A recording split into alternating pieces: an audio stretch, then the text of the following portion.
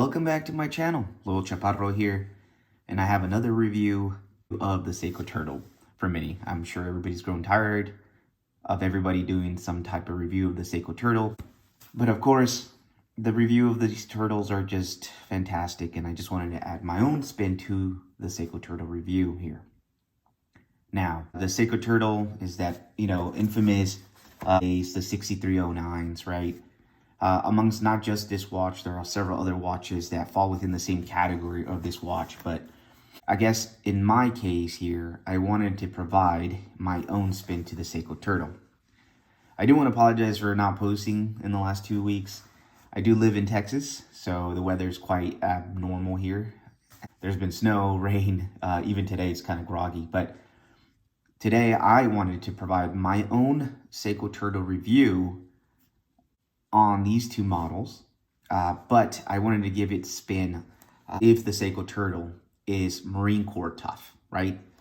So I served in the United States Marine Corps from 2007 through 2014, so about 7.5 years. And if you see this particular coin right here, I used to belong to a unit called the Combat Logistics Regiment 17. That's on Camp Pendleton, California, some people know. But I also used to belong to another unit before that, which was the 3rd Battalion, 1st Marines. It's an infantry unit out in Camp Horno, and again, it's within Camp Pendleton, California. Now, so what will make my review a little bit different from others on the Seiko Turtle, or turtles here in this case? Mind you, I did get a little bit Seiko Turtle crazy. So I used to have 4 of these models.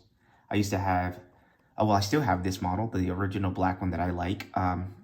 This is the more elevated SRP E93 versus the SRP 777. So the only difference is that there's an addition of loom here next to the day date. And in the back,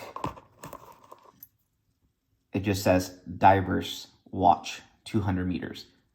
The SRP 777 says Air Diver Watch 200 meters, and it does not have that loom right next to that one. So technically, the original SRP 77, which is a reissue, like around 2016, 2017 of the 6309, the SRP 77 before the SRP E93 revision looked just like this one right here, which is the SRP 773. So basically, think about the same watch, but black. And if you see right there on the day date, there's no loom next to the day date. And if I take this watch off, it should say the diver watch or something like that. I forget. Let's take a quick look. It's been a while since I took it. So let's see here. Let's flip around. Nope, there it is. Yep, see? You know how it says right there? Air Diver, 200 meters. So SRP 773 is the same as the SRP 77, minus that it's blue. So if I were you, go on eBay, take some time, search around, and try to get yourself the SRP 77 on eBay and search for the SRP 773. They discontinued this watch, but I love having this one and the black one together. I just like having these two. I did have the Great White Shark, kind of the newest updated, the King Turtle with the Cyclops. I didn't like it, so I sold it. And then I used to have the Seiko Turtle Patty Edition, the Cola bezel and the blue one with the bracelet. I sold that one too. So I just kept these two. What would make my revision different about the Seiko Turtle versus other ones? I would say that first thing is first, right? I want to see if these two watches would have been, if I would have been issued these two watches in 2007, would have I worn them? Would have they have survived during my missions and field expedition, my units, or field exercises that we used to conduct out there too? Live fires at night, live fires at day, so on and so forth, right? So a lot of Marine Corps training, just go out there and search for it. So when I was in 3rd Battalion, 1st Marine, I also did hiking. We used to do hikes for a endurance training. So these would go from 5K, 15K, no, sorry. It would start from 5K, 10K, 15K, and then 20K, and then 25K. So they would slowly climb endurance hiking. So, and with main packs and gear, I'm unsure if they still do that, but that's what they used to do back in 2007 through 2014. Now, if I would have been issued these two watches my time in the service, would they have survived? Well, let's see here. So one, it does have that cushion case. So obviously we love this cushion case. We all know the cushion case. It's very self-explanatory. It's infamous. We have this black dial, really good black dial, good black bezel. If I'm not mistaken, that is an aluminum insert. Both of them aluminum inserts, not ceramic, not like the new King's Turtles or King's Samurais. The loom is fantastic. I have tried the loom many times. It is quite wide, but because of that wideness and that good thickness that this watch has, so I think it's like 13 mil, almost 14, and the recessed crystal here, I think that this would be a great watch for me to have used during my time in the service. So again, 3rd Battalion, 1st Marines, I deployed with them 3 times in the military with the United States Marine Corps. I would have loved this watch during that time. Reason being is that the case is stronger. It's just thick. It's a very thick watch. It has drilled holes. It comes in this really nice silicone rubber strap, original from the factory. I think the black on white is really nice and classy. Again, the lumen's fantastic. You can time it. So for me, I would have loved to have this watch, obviously for part of my gear if I would have deployed. Obviously, even in the Marine Corps, I didn't wear watches such as this. I wore like the Timex Expedition. I wore Casios, G-Shocks, regular Casios, and Suntoe watches too. Those digital watches that have like barometer and rainfall, that stuff. Those were the watches I really technically wore in the United States Marine Corps. These would have not been technically smart to wear, but I did see some guys wear some of these watches. Not these watches, but I did have a senior first sergeant in the United States Marine Corps and used to wear a Tag Heuer Aqua Racer. So, I mean, they can tough it out. I mean, for me, yeah, heck yeah, man. I think with our training, I mean, even if I bashed this thing around, it would have been perfectly fine. I think it would have been able to take the hits too, especially if you're carrying an M16A4 rifle or an M4, smaller rifle version. 200 meters is perfect, so because we do some water training too. The bezel would have been okay. I mean, I don't think it's the best bezel action. It's got that sponginess, I think, that everybody knows about Seiko.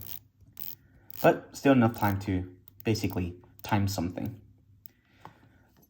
I mean, if I would have taken him to Afghanistan, I think this would have been perfect watch. Basically, all I really did is patrol late at night in Afghanistan. Again, this watch would have toughed it out. The cushion case would have been fantastic. It would have just been harder to wear underneath your uniform camis, like your woodlands or your desert, just because of the thickness. But I think that if you unbuttoned one of those, loosened up your cuff, you could have slipped it underneath your uniform in the United States Marine Corps in your digital camis. I think one of the best parts is that this whole black on black on black was nice. Look at that, some type of dirt there. Even till now, this is a great watch. And again, what have these two watches been issued in the United States Marine Corps in my time? Yeah, I think so. Perfectly fine. They're Marine Corps strong. They're tough. Water resistance, pretty high. Good day date. The 4R35 movement. I wish it would have been the 6R35 movement, but still pretty good. Wine's perfectly fine. It's a great watch. I love these watches, actually. Actually, I like Seiko a lot. Seiko's the best to me. It's just like, obviously, the bezel alignment's the worst. But for the United States Marine Corps, even till now, if these watches would have been reissued to me in 2007 through 2014, I would have been pretty happy to wear. I mean, I think, obviously, if you get assigned equipment, you have to kind of take care of it. But with the cushion case, perfectly fine. The bezel, I mean, obviously, the case size is pretty huge at 44, 45 maybe. But that 48 from lug to lug is pretty good. It makes the watch look much smaller. That 22 lug width, it's not too bad either. It gives it a really nice, you can get good strap options such as like this NATO suede leather one that I got. Or basically keep it on the silicone strap. I do like these watches quite a bit.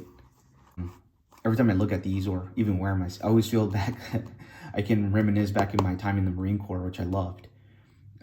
So these field watches, I like to call field watches, or even though there are diver watches, but to me, they're just field watches because I feel like in a way, these are the embodiment of the United States Marine Corps: tough, rough, action ready, willing to take on the world type watches. These are the watches that I would take back into the Marine Corps, even if I was still serving in the United States Marine Corps, because at this point I would be 17 years in, but I would still love to have worn these watches in.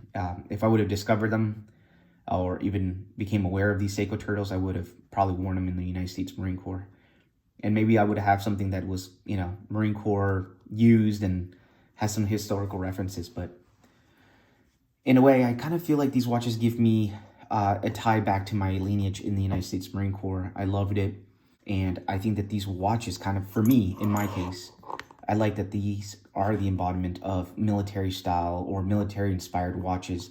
Not that that's in a military inspired, but obviously they are ready to be used in the military if they really wanted to. I wish that at this moment, you know, maybe Seiko could get like a military contract with the United States Marine Corps and they could still issue these out. And maybe they would have some type of like Marine Corps emblem in the back if these were reissued with the United States Marine Corps. And maybe there would be like a red version, like a scarlet red version in here. That would be pretty cool too. I would buy that. But again, this is just a quick little review of the Seiko Turtles. Would they be Marine Corps spec, and would they survive in my Marine Corps career? Yeah, they would. I would be a little bit hesitant of these crystals, obviously. I think that just add the bashing, maybe with the rifle or something like that, or with the equipment or your Kevlar, I think these crystals would possibly crack, even though I know that, you know, a sapphire cracks easier than the mineral crystals of Seiko, these patent ones. But I don't know. Again, for $300, a little bit over $300, they don't break the bank. But again, I think this would be a little bit hesitant to carry them around and then these not breaking. But you know, you have your old 6309s that are still out there that you can still buy well over the thousands of dollars. And I guess maybe make other people feel like, I wish I would have served in the military or something. But as somebody who's served in the United States Marine Corps, I do love them. I love all like diver watches and, you know, mostly Seiko diver watches. You know, I do have some other models that I want to review and say, are these Marine Corps tough?